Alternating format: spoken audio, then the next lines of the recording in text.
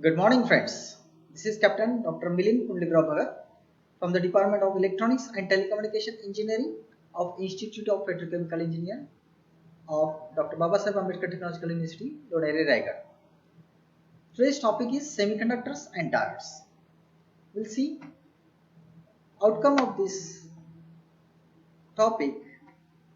They are after the end of this presentation, you will be able to understand the semiconductor. You can learn the types of the semiconductor. You can construct the semiconductor diode, able to know the symbol and understanding the working and characteristics of the diode. We'll see now. Introduction of the semiconductor material. Semiconductive materials are silicon and germanium. Why they are called semiconductor? It is neither conductor or not insulator. Since it has got 4 valence electrons in its valence band, that is why it is called semiconductor. So there are the atoms are bonded with each other with a covalent bond, and they share their outermost valence electron with each other, and that is why the outermost orbit will become 8 full. So no chance of movement of electron from one atom to another atom. That is why it will be act as an insulator. And when it is in the pure form, it is called intrinsic type of semiconductor. You can see here silicon and germanium. It has got 14, it has got 32. So according to, there are only 4 valence electron in the silicon as well as in the germanium. Intrinsic type of semiconductors are which are in the pure form. So since we have seen it is neither conductor nor insulator, but when they are bonded each other together, they form a there will be 8 electrons in its outermost orbit. That is why it will act as an insulator. So what is the use of that intrinsic pure semiconductor intensity type of semiconductor? Since it is insulator, it is none of our use. To make it conductor, what we have to do? We have to add the impurities so that there will be movement of the electron, so that it will act as a conductor. Now pause your video and think of this. How to convert semiconductor into a conductor and why it is needed. Once you note down your answer, just pause the button. Start your button. As we have seen, silicon and germanium, the outermost orbit are having only 4 valence electrons. That is why it is semiconductor. The two materials are silicon and germanium. Now, as we have discussed, when it is in the pure form, you call it intrinsic type of semiconductor. And when it is in intrinsic type of semiconductor, you can see here.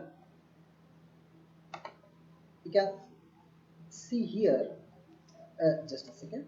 Yeah, the central this silicon electron, its outermost orbit is full by 8 electrons. So it will act as an insulator. Now how to make it conducting? Yes, good question. So by adding impurities into the intrinsic type of semiconductor, that becomes extrinsic type of semiconductor. Impurities means either it may be trivalent impurity or maybe pentavalent impurity. We'll see here. Here is a boron atom. We have injected into the silicon, pure intrinsic type of silicon, and that is why there will be a hole. Since it has got trivalent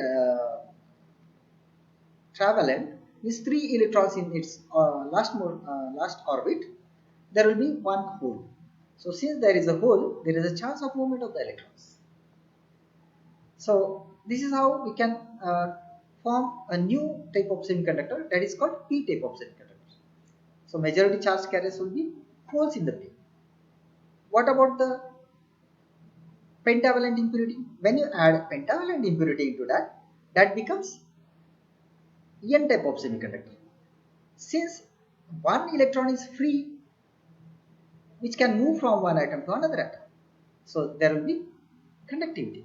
Movement of electrons, movement of you can call it conductor, or you can convert it into conductor.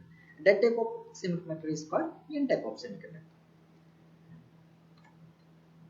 So this is how we can convert intrinsic type of semiconductor into extrinsic type of semiconductor.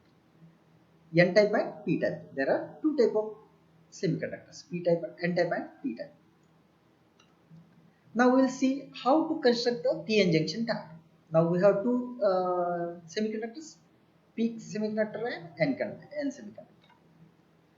So diode is a semiconductor device. It is also called crystal device, crystal diode or PN junction diode. It has got two regions, P region and N region. Since two regions, we can take out two terminals out, anode and cathode. Since two regions are connected to each other, there will be one junction called P and N junction. Since the junction is between P and N, it is called PN junction. So majority charge carriers in the P will be the holes and minority charge carriers will be the electrons. But majority charge carriers in N will be the electrons and minority will be holes. It's a passive type of device. Now we will construct it. Let us take P region and N semiconductor. Okay. So two semiconductors we have taken. We named it P region and N region. So what are the majority charge carriers in the P? The holes. Of course, minority the electron. Here in N region, there will be electrons. So then you can find it here a PN junction in between that. So nearer ion get diffused to each other and they form a depletion here. So one terminal is taken out from the N region is called cathode, one from anode is called one from the P region is called anode, and the depletion region in between P and N near to the junction due to the diffusion of the near ions. So this is how we can construct the PN junction diode. Yeah, in the N region, holes will be the minority charge carriers. We'll see the symbol of the diode, anode and cathode. As shown here, look like this. The symbol of the diode will be like this. This is PN junction diode. It's the construction. I have taken it from a website. So majority charge carriers holes. Here the electrons. So this is N region and this is P region. These two terminals are taken out. There is a junction between P and N. Is called this is PN junction. And near the junction there will be the this nearer ion they get diffused and they form a region called depletion region. It will look like this when it is not it is unbiased condition. Means no connection of battery sources, external battery sources.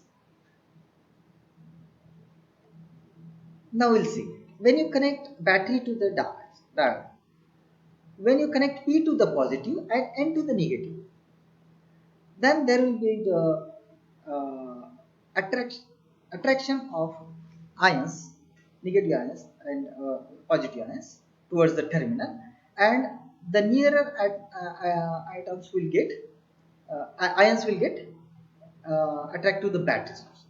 That is why there will be a reduction in the depletion layer. As soon as the depletion layer reduces, there will be the movement of electron from N region will move to the P region, and that is how the current will pass from P to N, and it is called forward biasing. We'll see reverse biasing. When you revert the polarities, when you connect negative to P and positive to N, in that case depletion layer increases because there will be the repulsion of the ions, and nearer ions of the junction they get diffused, and that is how the depletion layer increases, and there may be no movement of the electron from N region to P region, so no current will flow through the device. We'll see the characteristic diagram over here. This is symbol of the PN junction diode. This is voltage to VI characteristics, voltage to current. When you increase the voltage up to knee voltage, this is called knee voltage. Knee voltage is the voltage, the barrier potential across the region. For germanium it is 0.3 volts, and for silicon it is 0.7 volts. So after knee voltage, as voltage increases, current starts increasing, and there will be linear increase. This is the case when it is in the forward bias. In case of reverse bias, though there is an increase in the voltage, no current will increase. But you can see there is a little current, and this little current is called leakage current, and that is because of the minority charge carriers present in the respective regions. So friends, children, any question? Thank you so much. Happy learning. Thank you.